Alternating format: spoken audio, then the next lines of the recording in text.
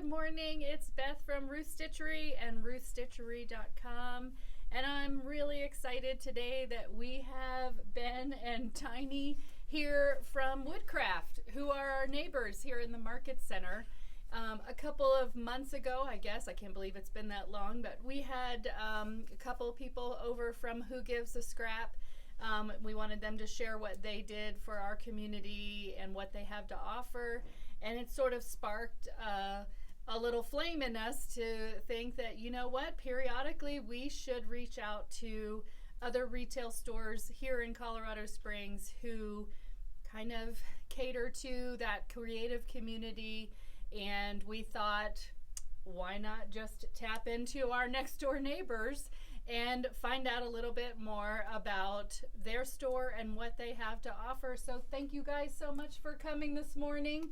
And I'm just going to start with you, Ben, and tell us, how did Woodcraft get started? How long has it been in business? What do you have to offer? Woodcraft's been in business almost 100 years. They started out in the Boston area. We have been in business just shy of 26 years here in town. Wow. I've been with Woodcraft for far longer than my wife once. 24 years. Wow. So you were almost with them from the start here in the Springs. They opened a couple years before I moved out here from Illinois, and been woodworking for a long time. So that's awesome. That's awesome. So they're all over the United States. They are franchise. So there's 74 stores now. Oh, that's awesome. All over the country. And in Colorado, Just three. Just three. There's here, one Denver, here.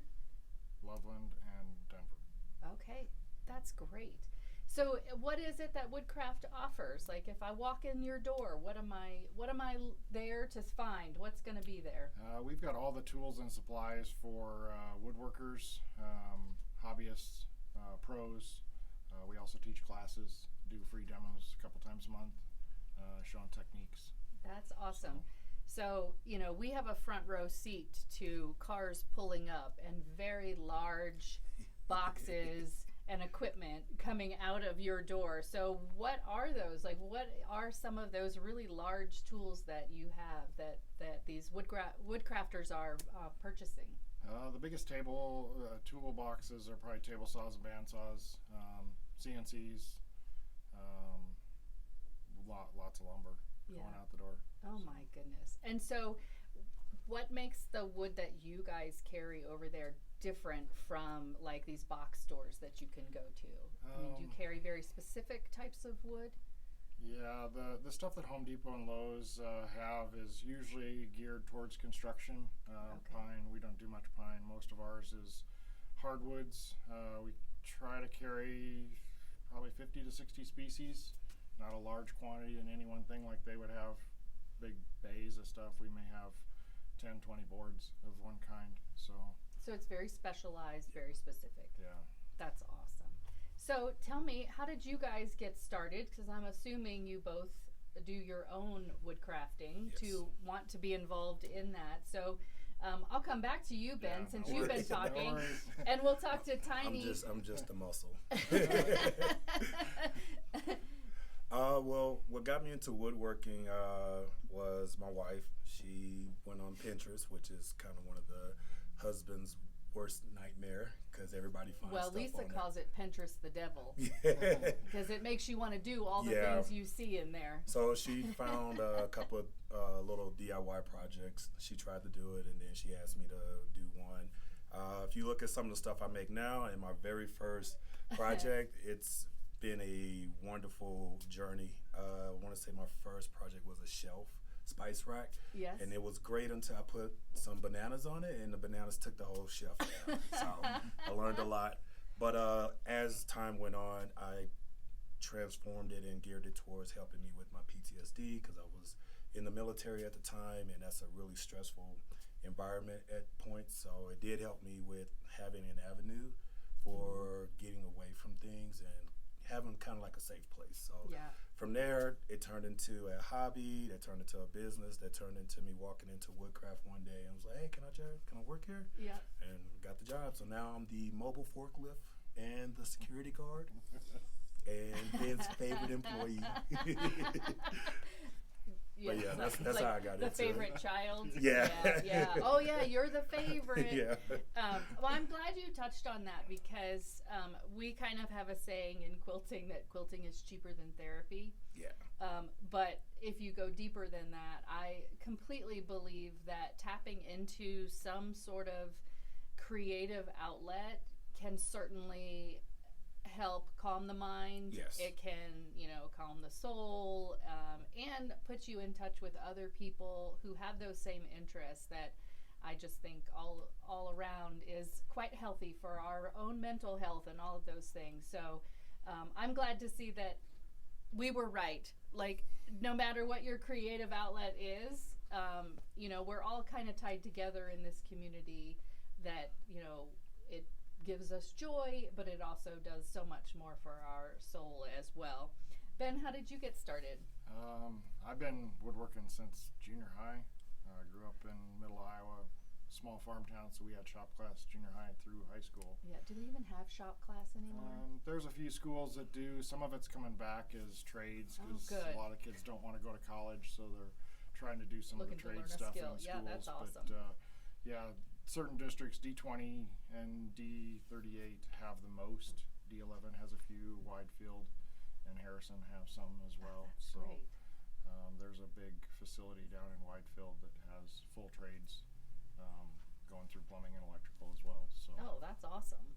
That's awesome. So you've been doing it since you were in middle school, junior high? 7th grade, maybe even before on the farm, working with little or no tools that Dad had. So Yeah. always enjoyed it. My uncle was an avid woodworker. Got to see his shop. He had a full-blown shop when I was a kid. Didn't get any of his tools when he sold everything, but been doing it forever. Got out of college, finally decided to get back into it. Yeah. Could afford a few of the tools after I got a real job, so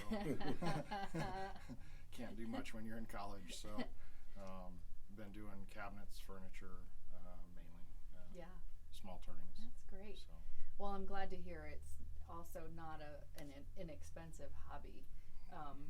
We usually warn people who start to get involved in quilting that, we're just going to give you that, Surgeon General's warning that this is not an inexpensive hobby.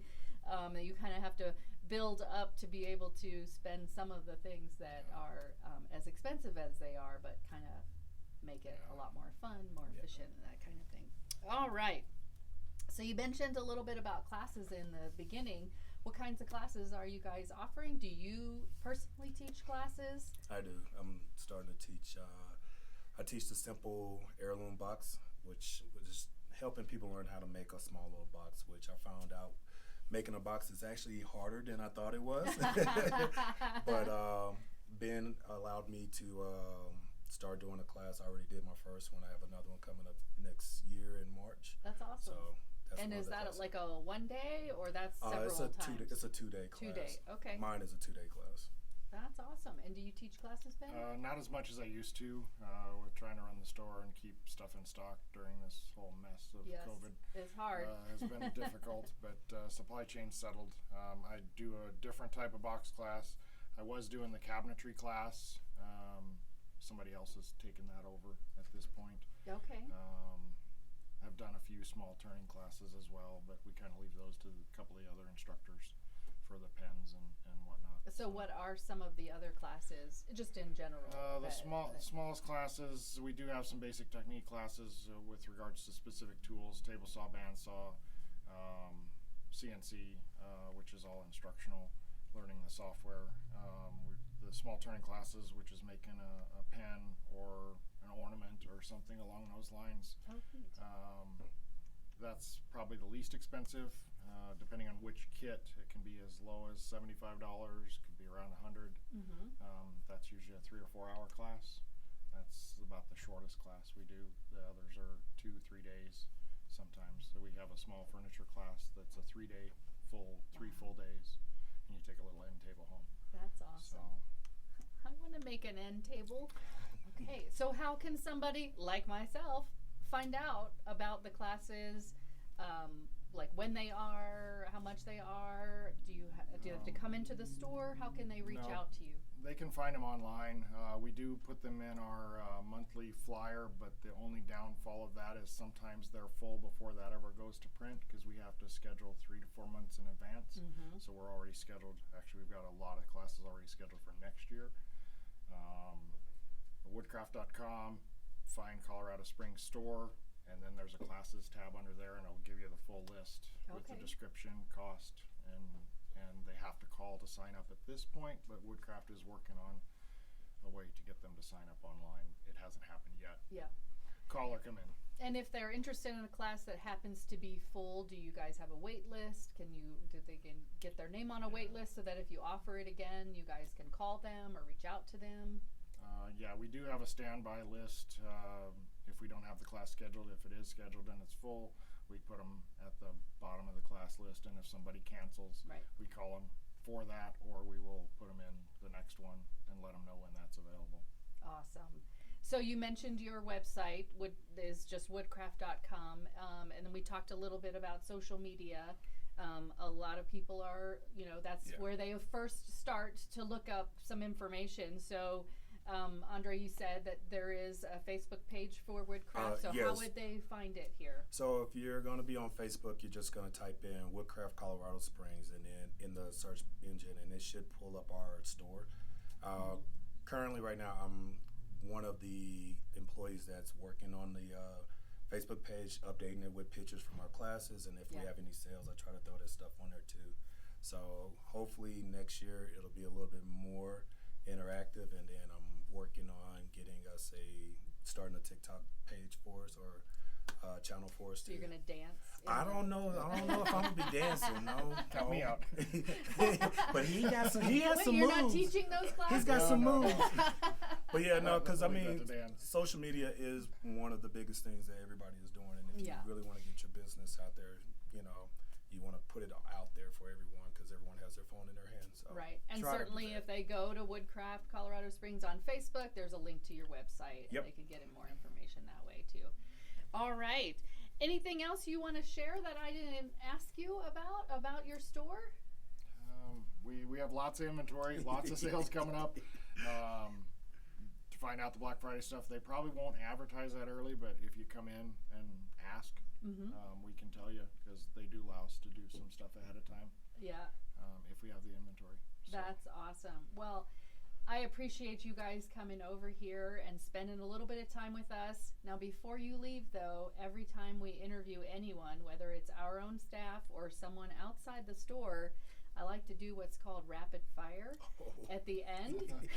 So it's very easy. Don't worry. I'm just going to throw out 2 things, and you guys can answer simultaneously, like in unison. We'll see how similar you guys are. So not a lot of thought into it. You just take one of the 2 words I say, and whichever one you prefer. All right? You ready? Okay. All right. Dog or cat? Dog. Oh, okay. Read a book or watch TV? Watch TV. Okay, so we don't have readers here. I do read. I read the subtitles. You read the That counts. TV guide? That Wait, do they even make a TV No, they guide do anymore? not. Oh my They gosh. don't. Okay, sweet or salty? Ooh. I'll say sweet.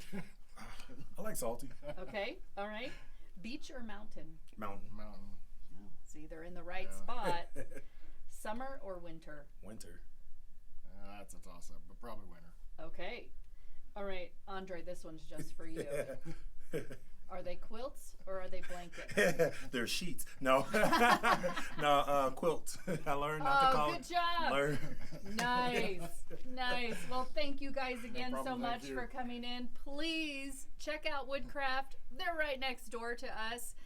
They do have a lot of inventory. I walk in there and I really have no idea what I'm looking at, but I am very interested in finding out a little bit more about just how I could make a box or make an end table or something like that. I would love to be able to take a class and learn those. All right. Thank you Okay, guys thank so you. You're much. welcome. Check them out. It's Woodcraft.